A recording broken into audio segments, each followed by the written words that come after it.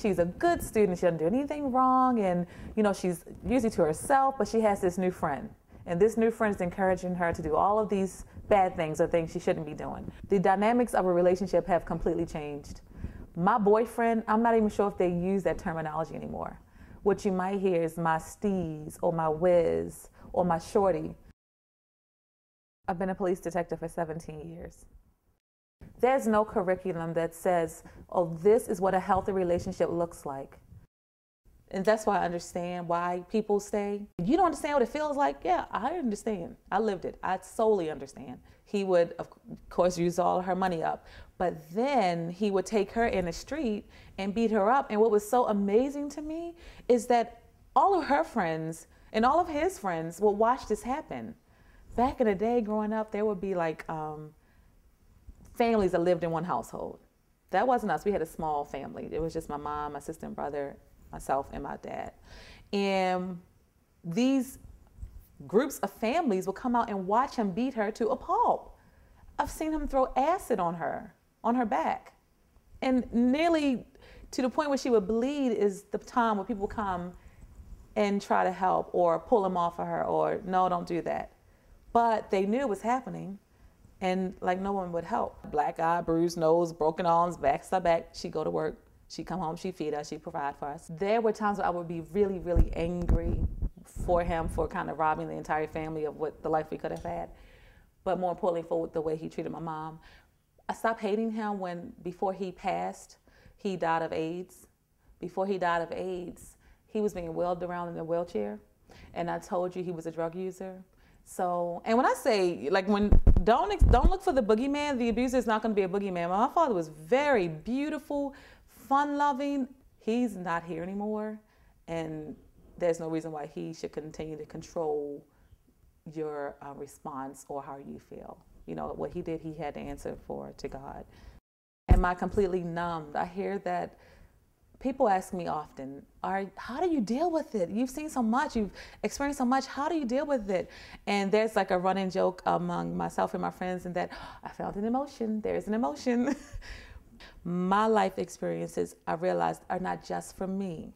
Things happen so that I could tell this story and help others. It's like I went through all of those things and I'm still here and I'm still sane and I have a beautiful family and all of these other accolades. I was just a Women of Power nominated. We go into the jails, we go into schools, churches, corporate offices. We are willing to go anywhere and have a genuine dialogue about life skills, domestic and dating violence, workplace violence, all types of interpersonal relationships. We also did a workshop about communication, and now I know like warning signs of domestic violence, and now I have a few friends who are going through the same thing, and I also now know how to help them out, or like what words of encouragement to give them. What we do is we host a series of workshops. We always have a lot of social workers and attorneys. We would love to see more teachers. This year we had teachers present workshops, and that was so awesome. We had principals actually present workshops.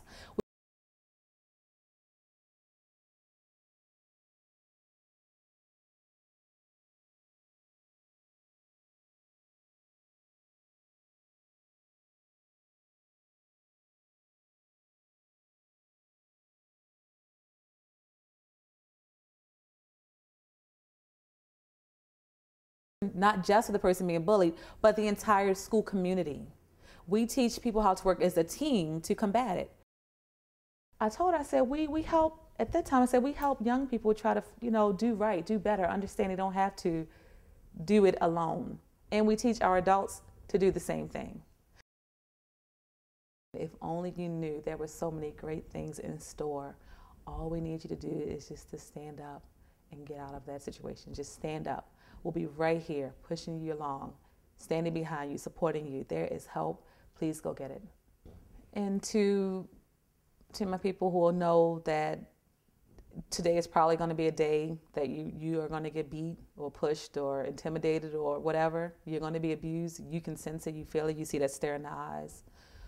To you, I say, find someone, find a friend, write a note, hide a note. Find that little piece of self-preservation left in you. pull on it, rely on it, and just leave. Like, if you can get away, get away. If you can't get away, find a way. Don't stop fighting. Don't stop fighting. Run. Like, if you can crawl out a window and run, run. If you're at work and you're making a decision if you're going to go home and feed the kids, or if, you know, he's going to pick up the kids and then meet you home, don't go home. Find a friend, find a way out. We can't help you unless we know there's a problem. Tell somebody, write it down, sing a song, leave a note, send a text, tell someone, and then don't be around him. Don't be around him or her, because the abuse is coming. This might be the time that he kills you.